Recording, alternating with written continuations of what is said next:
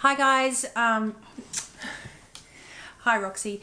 Listen, I wanted to give you a special little video this evening about, I guess, a couple of things, abandonment and isolation and loneliness, and especially if you've got friends or family going through some difficult times with illness. I know that I've just got off the phone with one of my beautiful clients, and her father is really struggling in ICU right now. And we're banned on travel, we're banned on seeing other people, and it's really facing adversity in all many areas. So I wanted to give you a little message.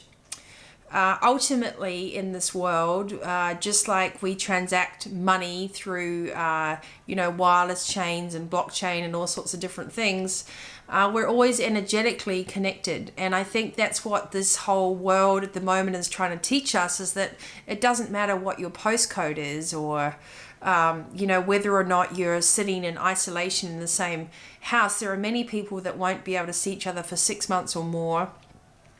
This is causing extreme sense of isolation, regret, guilt, fear, shame. All sorts of things are coming up. But most importantly, this is the time you need to harness the reality of what's truly possible.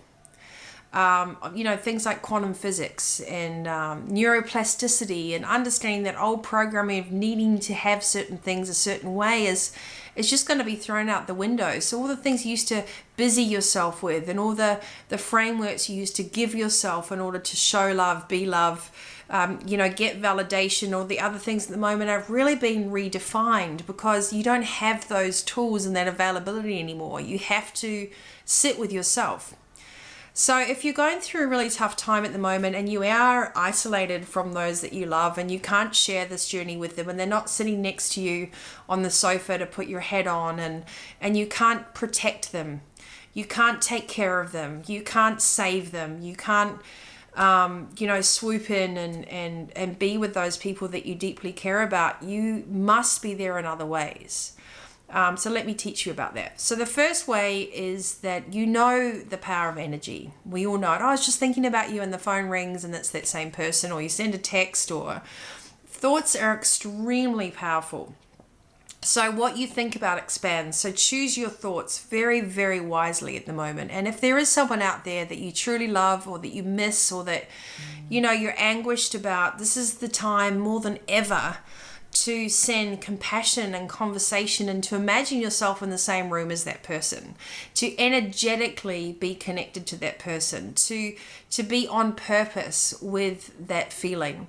And the second thing is remembering there are going to be some frustrations out there for people that perhaps you feel angry at, that they're not doing the protocol, or they're not observing the rules, or they're not taking this seriously, or they're not doing the world according to the rules and filters that have been handed down or you believe.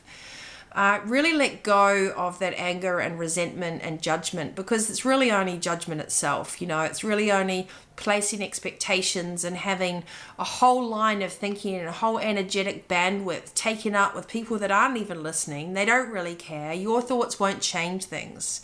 The only thing that will change things is your own actions, your own thoughts, and your own energy.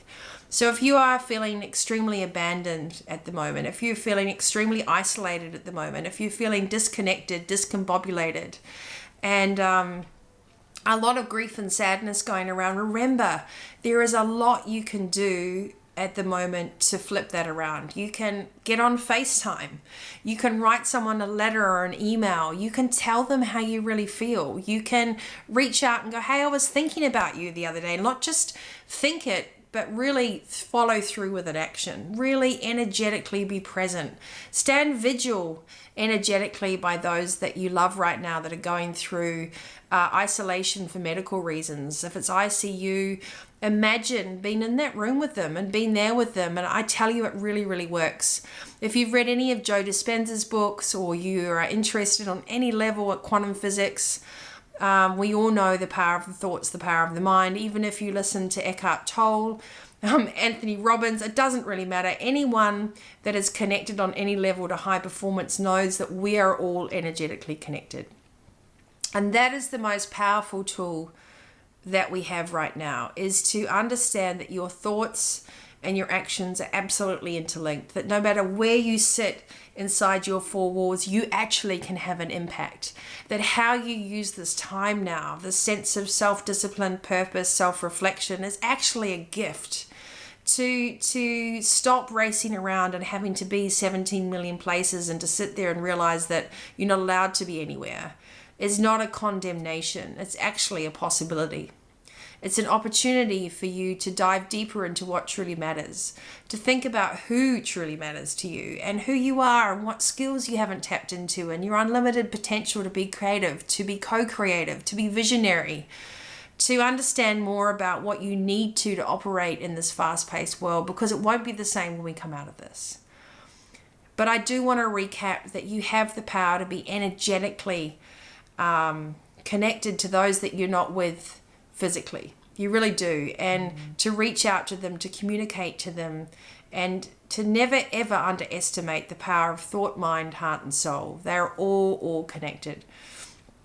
I'm going to talk a lot on the show in the next couple of weeks about what we take through in leadership, about healthy power and lifespans and atoms and how all those things interrelate, and power of good decision making when you are allowed to be in alignment.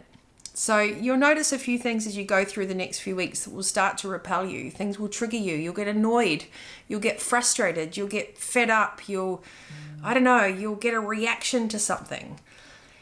And I think what's really, really important is that you understand that any reaction is actually inside of yourself. So observe yourself, understand where all these things are coming from, and just be in a state of curiosity, not fear. Be prepared, but don't be scared. And for those of you that are missing someone, for those of you that can't be with someone that you love because they're ill, they can't travel, you can't travel, whatever reason, send them energetically all those thoughts and prayers and ideas and, memories. And if you can, reach out to them, write them an email, send them a text, call them, get connected. There really is no excuse. So I hope this message reminds you that no matter where you're sitting right now, you're not alone. We're all in this together, and it requires the next level, the next dimension of interacting. Not just the usual autopilot ways, but the ways that really, really make a difference. The ripple effect to how we energetically interlink, interact, and I guess engage in this world. So I'd love to hear your comments. Please keep following. You can subscribe on YouTube, Vitality Coach TV. Love your comments. I've actually written some great pieces based off the back of some questions you've had, so thank you very much. And just know that we're all in this together. So until I see you again online, stay healthy, wealthy, and rise, and back yourself. Start to understand who you really are, and this is one of those times that you get to shine. So reach out, stay vibing high. I'll put some links to some good meditations down there as well. And remember, great leaders shine in the face of adversity. So this could be your time.